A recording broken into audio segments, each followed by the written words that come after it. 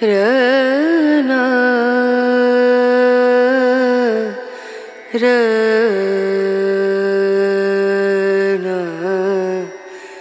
रनु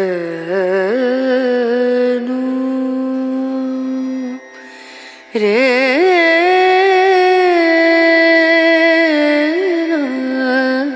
নমস্কার বন্ধুরা, এখন বাজে দুপুর 2:30। আমি সকাল থেকে ব্লগ শুরু করতে পারিনি, একটু মনটা খারাপ ছিল। আর পারিপার্শ্বিক বিভিন্ন কারণবশত মনটা খারাপ ছিল। তারপর আমি দেখছি যে এই মন খারাপটা নিয়ে যদি আমি বসে থাকি, যে ভুলটা আমি আগে করতাম, তাহলে ওই সেই এক কথা ভেতরে ভেতরে আওড়ানো, জীবনে যে জিনিসগুলো আমার হয়নি সেগুলো নিয়ে পুনরাবৃত্তি, মানে সেগুলো যেগুলো আমি পাইনি সেগুলো হয়তো বা সেই না পাওয়ার বছরগুলো পেরিয়ে গেছে, বহু বছর, সেগুলো নিয়ে ভেবে কিন্তু কোনো লাভ নেই এখন। সেগুলোই আবার ভাবনা। আমি বলছি না, এইভাবে করা তো সম্ভব নয়। তো সুতরাং যদি আমি আবারও ওই জিনিসগুলোকে ভেবে ওই পর্যায়ে চলে যাই, তাহলে আমার ব্লগিং চ্যানেল খোলাটাই বৃথা। নিজেকে চেঞ্জ করার যে আমার চেষ্টা, সেটা বৃথা, সেটা আমি আর হতে দেব না। তো সেই জন্য আমি এই সমস্ত কিছু ভাবনা চিন্তার পরিপ্রেক্ষিতে আমার ব্লগটা শুরু করতে দেরি হয়ে গেল, দুপুর হয়ে গেল। রান্নাবান্না সমস্ত হয়েছে। আজকে মা খুব তাড়াতাড়ি পুজো টুজো দিয়ে নিয়েছে, কারণ আমার ছেলেটা মানে ওকে তো ধরতে হবে। তো মা কখনো রান্না করছে, কখনো ওকে ধরছে, আমি আবার কখনো রান্না করছি, কখনো ওর কাছে যাচ্ছি। চান টান করা হলো, একটুখানি কোল্ড ড্রিঙ্কস খাওয়া হলো, ওই অ্যাপি ফিজটা কিনেছিলাম শিয়ালদা স্টেশন, সেটা করা হলো। তো সমস্ত মিলিয়ে মিশিয়ে আর কি মানে চললো, সময় চললো। তো এখন দুপুরবেলা আমাদের বাড়িতে একটু সারপ্রাইজ আপনাদের জন্য আছে, দেখা যাক সেটা সফল হয় কি না। সেটা হয়তো বা আজকে না, কালকে যদি ভাগ্যে থাকে তো আপনারা পাবেন সেই সারপ্রাইজটা আমার ব্লগে। আর এখানে আমি মনে হচ্ছে এটা হনুমানজির পতাকা, এই যে আর জুম করছি না, অলরেডি অনেকটাই জুম করেছে, হয়তো বা এটা হনুমানজির পতাকা হবে, যাই না, আমার মনে হলো। তো যাই হোক বন্ধুরা, এখন আমি একটুখানি আমরা এবারে খাওয়া দাওয়া করবো। আজকে রান্না হয়েছে ভেন্ডি ভাজা। আজকে একটুখানি ভেন্ডি ভাজার মধ্যে গোলমরিচের গুঁড়ো দিয়েছি, সেটা খেতে খারাপ লাগবে না, ভালোই লাগবে। আর আমার মা বললো যে করলা রয়ে যাচ্ছে ফ্রিজে, তো করলা আলু ভাজা ভাজা করলাম। সকালবেলা চাউমিন করলাম, হয়েছে টুকটুক করে এই জিনিসগুলো হয়েছে। শুধু একটু মনটা খারাপ লাগছিলো বলে একটুখানি নিজের সাথে লড়াই করছিলাম যে ওই জায়গা থেকে নিজেকে বার করতে হবে। ওইখানে ঢুকে গেলে তাহলে আর লাভ নেই, তাহলে আমার স্বামীজিকে পড়েও লাভ নেই, ঠাকুরকে জেনেও লাভ নেই, শ্রীমাকে জেনেও লাভ নেই। তাহলে আমি ওই গড়পাত্তা ওই ইয়ের মধ্যে ঢুকে যাব। তো সেটা করছি না। তো এবার চলুন, অলরেডি আমাদের সব রান্নাবান্না হয়ে গেছে, শুধু আমি একটু ডিম অমলেট করবো, এটাই। ডিম অমলেটটা করলেই হয়ে যাবে। বেশি দিয়ে দিয়েছিস।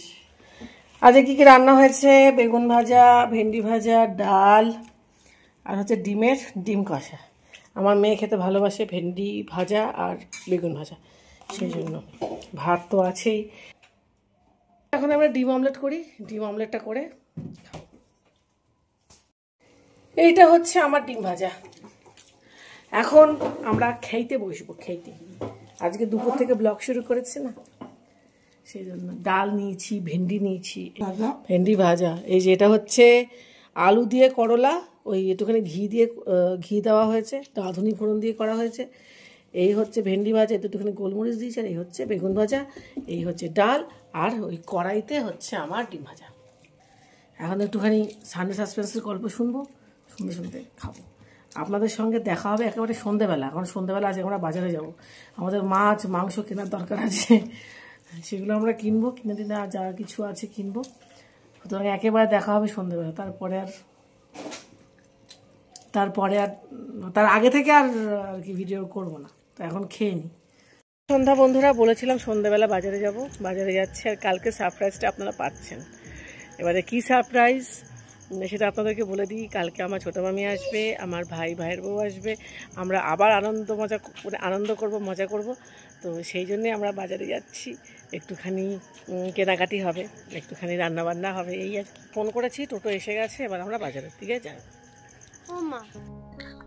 আপনাদের সাথে কথা বলার পরেই আমি, মা, আমার ছেলে, আমার মেয়ে, আমরা সবাই মিলেই বেরিয়ে পড়েছি বাজার করার উদ্দেশ্যে। আজকে হঠাৎ করে ইচ্ছে হলো যে শনি মন্দিরটাকে আমি ছোটবেলা থেকে দেখে বড় হয়েছি, এবং যে শনি মন্দিরটা আমাদের চাম্পাহাটির বেশ পুরনো, বলতে পারেন আমার জন্মেরও আগে থেকে, সেই শনি মন্দিরটাকে একটুখানি ভিডিও বন্দি করি। তো সেটা করলাম, এবং করতে গিয়ে দেখলাম সেখানে হনুমানজিও আছেন। সত্যি এত বছর ধরে এখানে এসেছি, এত বছর ধরে ছিলাম, একবারও এইভাবে করে ভাবিনি। যাই হোক, ভাবনা চিন্তার বদল ঘটেছে, এটা যখন উপলব্ধি করলাম খুবই ভালো লাগলো। ইতিমধ্যে ঈদের কেনাকাটিও আমাদের চাম্পাহাটি বাজারে একেবারে জোরসোর ভাবে শুরু হয়ে গেছে। জামা কাপড় তো কেনা হচ্ছেই, তার পাশাপাশি ফল বলুন, সবজি বলুন, সমস্ত কিছুরই কিন্তু বাজার দাম বেশ চড়া। ফল তো ছোঁয়াই যাচ্ছে না, এতটাই দাম বেশি। এবং শশা যখন কিনতে গেলাম তখন দেখলাম 1 কিলো শশাই বলছে 70 টাকা। তো যাই হোক, বোঝাই যাচ্ছে ঈদের জন্য এটা হচ্ছে আর কি। আর আমাদের এখানে মানে চাম্পাহাটিতে সান্ধ্যকালীন একটা বাজার বসে। আর মেন যে বাজার, মানে যেখান দিয়ে আমরা হেঁটে চলেছি, সেটা হচ্ছে মেন বাজার। এই বাজারটা আপনারা মোটামুটি দুপুরের মাঝামাঝি থেকেই আস্তে আস্তে করে এটা শুরু হয়, আপনারা পাবেন। দুপুরবেলা থেকেও আমরা অনেক সময় শাকসবজি পাই। আর সান্ধ্যকালীন বাজারটা স্টেশনের ভেতরে বসে, মানে চাম্পাহাটি স্টেশনের ভেতর দিকে আর কি। তো যাই হোক, এখানে নিউ আমরে হয়েছে এটা জানতাম না। এই নিউ আমরে যেখানে হয়েছে সেই জায়গাটাতে আগে ছিল এবেলা ওবেলা মাতৃ মিষ্টান্ন ভান্ডারেরই একটা ব্রাঞ্চ ছিল। তো সেটা দেখলাম বন্ধ করে দিয়ে এখানে নিউ আমরেটা চালু হয়েছে। দোকানটা কিন্তু বেশ ভালোই চলছে। এখন চাম্পাহাটিকে দেখলে আর আগের মতন চিনতে পারি না, অনেক পার্থক্য ঘটে গেছে। এত ঝকঝকে তকতকে দোকানও ছিল না, আর রাস্তাঘাট তো এত ভালো ছিলই না। এখন সত্যি সবকিছুরই বদল ঘটেছে। আসল কথা হচ্ছে যুগের হাওয়া আর কি, মানুষের পরিবর্তন ঘটেছে, মানসিকতার পরিবর্তন ঘটেছে। বেশ কিছু পুরনো দোকান যেগুলো আজও রয়ে গেছে, সেগুলোকে দেখি আর ভাবি যে ছোটবেলাতে তো মায়ের সঙ্গে আসতাম।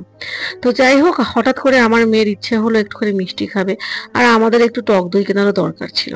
আর আমি ভেবেছিলাম যে অ্যাপি ফিজ আরো একটা বোতল কিনে রাখবো, কিন্তু ছিল না। এই দোকানটায় কিন্তু থাকে, আর আমরা যখনই মিষ্টি কিনি মাতৃ মিষ্টান্ন ভান্ডার থেকেই কিনি।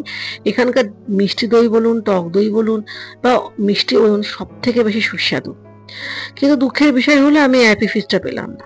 তো যাই হোক, এইবারে চাম্পাহাটির একেবারে ভেতর দিকে চলে এসছে। এটা হচ্ছে চাম্পাহাটির ভেতর দিককার বাজার। এখানে এসে প্রথমে একটু চিয়া সিডস কিনলাম। মাকে বললাম যে রোজ সকালবেলা খালি পেটে চিয়া সিডস খাবে। চিয়া সিডসে প্রচুর পরিমাণে ওমেগা 3 আছে, আর চিয়া সিডসের প্রচুর উপকারিতাও আছে। তো যাই হোক, সব মিলিয়ে মিশিয়ে সবজি বাজার তো এখান থেকে হবেই। দেখতেই পাচ্ছেন প্রত্যেকটা সবজি কিন্তু খুব ফ্রেশ। আর যেহেতু সামনে ঈদ, সেজন্য একটুখানি চড়া দাম ছিল। তা না হলে খুব একটা বেশি দাম কিন্তু আমাদের চাম্পাহাটি বাজারে সবজি থাকে না। একটু দরাদরি করলে দাম আপনি কমেও পেতে পারেন। আর যেহেতু এটা ভেতরকার বাজার, সেক্ষেত্রে কিন্তু দাম কম হওয়াটাই স্বাভাবিক। তো যাই হোক, আমি একটা ম্যাশার কিনলাম, কারণ আমার ছেলেকে খাওয়াতে গেলে সেই ম্যাশারটার ভীষণ দরকার হয়। এই মুহূর্তে আমার ছেলের গলাও হয়তো আপনারা পাবেন ভয়েস ওভারের পাশ থেকে, কারণ ও আমার পাশেই বসে আছে। কি করব বলুন, সমস্ত কিছু নিয়ে আমার ব্লগিংটা করতে হয়। তো যাই হোক, এখান থেকে একটা বোতলও কিনলাম 2 লিটারের, এবং একটা স্ম্যাশারও কিনে নিলাম। তো সব মিলিয়ে মিশিয়ে কেনাকাটা কিন্তু প্রায় শেষের দিকে। আর পাশে একটা রূপোর দোকান ছিল। তো আমি দেখলাম যে রূপোর বেশ সুন্দর সুন্দর ব্রেসলেটও এসেছে। কেনার ইচ্ছে থাকলেও কিনতে পারলাম না, তার কারণ হলমার্ক রূপো এই দোকানে রাখে না। তো সেজন্য আমি কিনলাম না। তো যাই হোক, আমার মায়ের মোটামুটি সবজি বাজার কেনা হয়ে গেছে, আর যা যা কিছু বাজার ছিল মোটামুটি হয়ে গেছে, মানে মুদিখানার বাজারে মোটামুটি কেনা হয়ে গেছে। এখন মাছ আর মাংস কেনার পালা। মাংসটা কেনা ইতিমধ্যে আমাদের হয়ে গেছে, এখন যাচ্ছি মাছ বাজারে। অদ্ভুত ব্যাপার জানেন তো, মাছ বাজার কিন্তু এত ফাঁকা থাকে না। মানে প্রচুর মাছ থাকে। এবং যে সময় আমরা মাছ বাজারে এসেছি ধরে নিন তখন 8টা বাজে রাত, মাছ থাকারই কথা, কিন্তু ইলিশ মাছ আর কাতলা মাছ ছাড়া কিছুই নেই। আর জাস্ট কয়েকটা তেলেপিয়া মাছ। তো দেখে একটু মনটা খারাপই হয়ে গেল, কারণ মাকে আমি বললাম, মা কি মাছ কিনি বলো তো, এই কাতলা মাছ পোনা মাছ এগুলো আর ভালো লাগে না। তো কিছু করার নেই, মা বললো মাছের অপশন এতটা কম পাবো এটা আমরা ভাবিনি।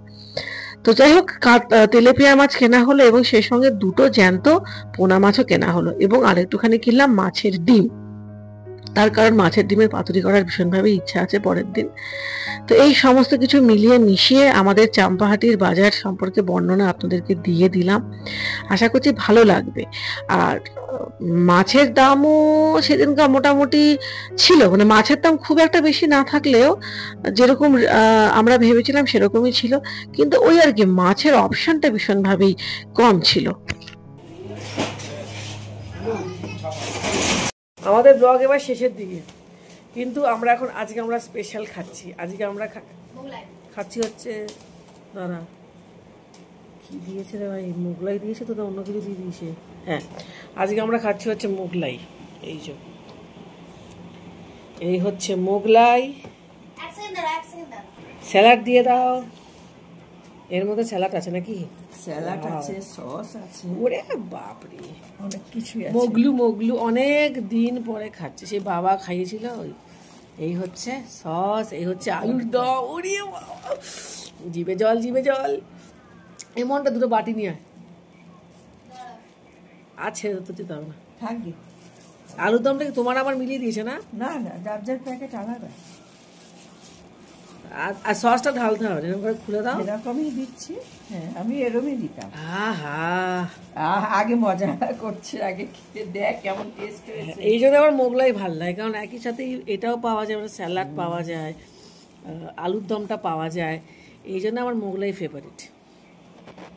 তুমিও তোমারটা নাও।